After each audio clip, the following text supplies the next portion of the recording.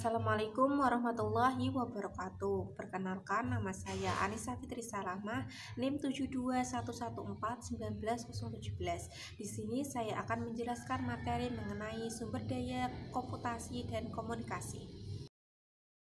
Komputer memiliki beberapa fitur umum, yaitu prosesor, memori, kapasitas penyimpanan, serta alat input dan output. Komputer besar yang digunakan untuk memproses data dan aplikasi yang besar disebut sebagai mainframe, sedangkan komputer mikro yang digunakan secara pribadi disebut personal komputer atau PC.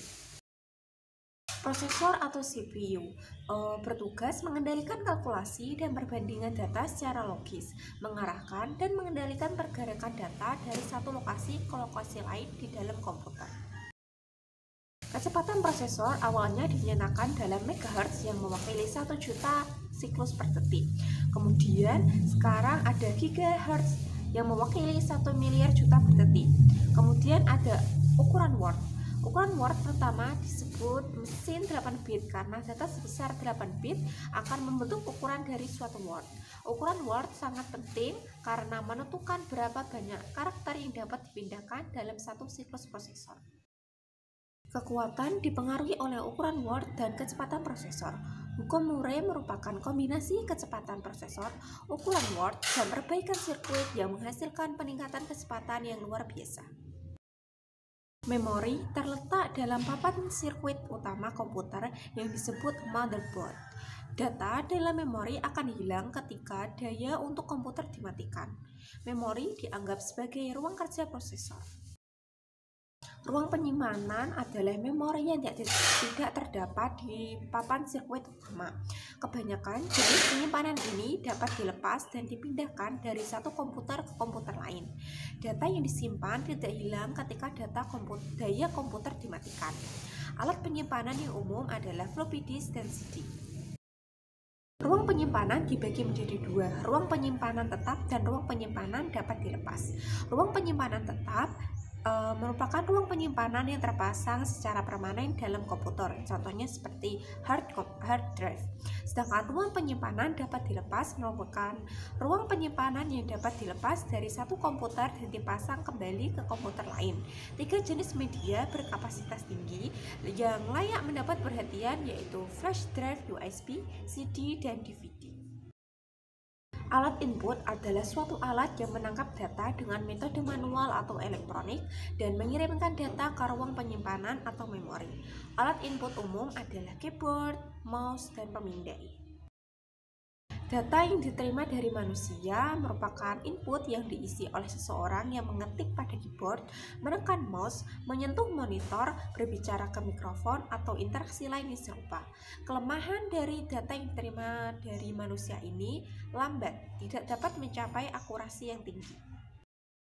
Data yang diterima dari mesin merupakan data yang diterima alat elektronik atau mekanis. Kelebihan dari data yang diterima oleh mesin ini pertama, kecepatan dan keakuratan proses penerimaan data. Yang kedua, biaya yang rendah. Alat output suatu alat yang menyajikan atau mengirimkan data dari komputer kepada pengguna. Alat output yang paling dikenal yaitu monitor dan printer. Multimedia merupakan evolusi utama alat input dan output. Penggunaan lebih dari satu media pada saat yang sama. Contohnya, informasi dalam bentuk teks disertai gambar dan video. Alat-alat komputasi pribadi yang pertama adalah telepon seluler dengan pesan dan video interaktif. Keypad telepon dan layar tampilannya menjadi alat input dan output. Telepon seluler memiliki fitur pembantu seperti daftar kontak disimpan, agenda, dan alarm. Smartphone merupakan telepon seluler yang dapat menjalankan pekerjaan yang biasanya dihubungkan dengan komputer mikro. Modem kabel dan modem DSL dapat membawa akses internet berkecepatan tinggi di rumah. Modem akan tersambung ke router dan router tersambung ke komputer lalu melalui nirkabel. Pembaharuan terdiri atas update sistem operasi dan update peranti lunak aplikasi. Update sangat penting bagi keamanan dan efisiensi komputer. Hacker merupakan orang yang menerobos masuk ke sistem komputer guna mengumpulkan informasi, menolak akses pemilik, menghapus file, atau mengacaukan penggunaan komputer. Virus merupakan program komputer kecil yang menggandakan diri dan memasukkan diri ke dalam komputer, kemudian mengambil alih komputer. Sedangkan spyware merupakan program komputer kecil yang mengawasi apa yang sedang Anda kerjakan dengan sumber daya komputer Anda. Peranti lunak dibagi menjadi dua, yaitu peranti lunak sistem dan peranti lunak aplikasi. Peranti lunak sistem menjalankan tugas mendasar yang dibutuhkan oleh seluruh pengguna dari satu komputer tertentu. Sistem operasi mengelola proses komputer dan menghubungkan pengguna, peranti lunak aplikasi, dan peranti keras. Peranti lunak aplikasi siap pakai diproduksi oleh pemasok dan dijual kepada pengguna. Pengguna hanya perlu menginstal peranti lunak ke peranti keras mereka. Keuntungan dari peranti lunak aplikasi siap pakai ini, yang pertama bisa langsung tersedia, yang kedua lebih murah dibandingkan peranti lunak khusus. Peranti lunak aplikasi khusus biasanya dipakai dalam bisnis yang memiliki sekelompok programmer konsultannya sendiri yang membuat peranti lunak untuk memenuhi kebutuhannya. Peranti lunak yang ditulis pengguna. Pengguna akhir membuat peranti lunak aplikasi yang dapat mereka gunakan dalam tugas pekerjaannya. Faktor yang membuat pengguna akhir membuat aplikasi sendiri. Yang pertama, kecepatan kapan aplikasi dibutuhkan. Yang kedua, tingkat kerumitan aplikasi. Yang ketiga, kemudahan pengguna paket peranti lunak. Karakteristik aplikasi yang mudah digunakan atau useful friendly. Yang pertama, dialog yang dipandu untuk mengarahkan pengguna. Yang kedua, menu daftar perintah dengan langkah-langkah yang ditampilkan ke bawah dan icon. Yang ketiga, pola dan formula isian. Yang keempat, bantuan yang sensitif pada konteks. Yang kelima, antarmuka berbentuk grafis dengan menggunakan simbol-simbol terstandarisasi. Koneksi publik merupakan protokol untuk sistem telepon publik yang dirancang untuk memenuhi kriteria minimum transmisi suara dan kualitas yang dibutuhkan untuk transmisi data. Contoh sambungan ke internet, yang pertama ada modem telepon, modem kabel, jaringan layanan digital terintegrasi, dan saluran berlangganan digital. Saluran pribadi merupakan sirkuit yang selalu terbuka untuk lalu lintas komunikasi. Jenis saluran pribadi yang populer ada dua. Yang pertama saluran T1 dan saluran T3. Jaringan pribadi maya merupakan jaringan dengan keamanan dan kecepatan saluran pribadi, namun dengan biaya rendah.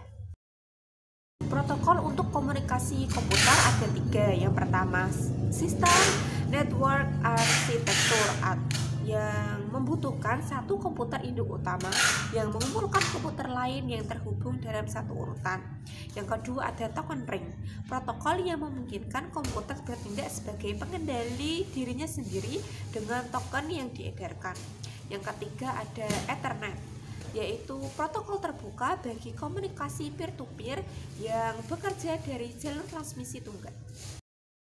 Paket data merupakan satu bagian dari data total yang akan dikomunikasikan, digabungkan dengan alat komputer yang dituju, komputer pengirim, dan informasi kendali lainnya.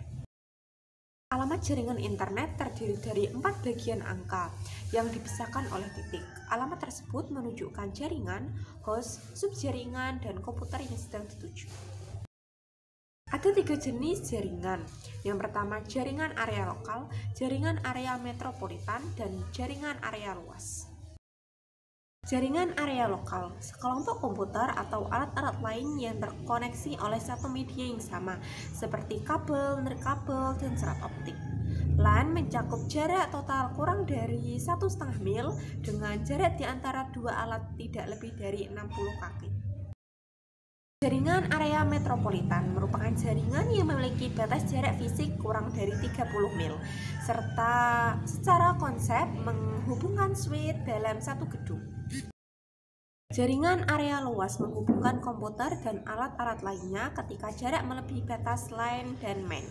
Untuk tujuan kepraktisan, WAN telah digantikan oleh internet. Internet merupakan sekumpulan jaringan yang dikumpulkan bersama yang bersifat umum. Sedangkan intranet menggunakan protokol yang sama dengan internet, namun membatasi akses ke sumber daya komputer hanya pada sekelompok orang yang terpilih dalam komputer. Extranet merupakan jaringan yang hanya para pelanggan dan sekutu bisnis yang dipercaya saja yang mampu mendapatkan akses extranet ini.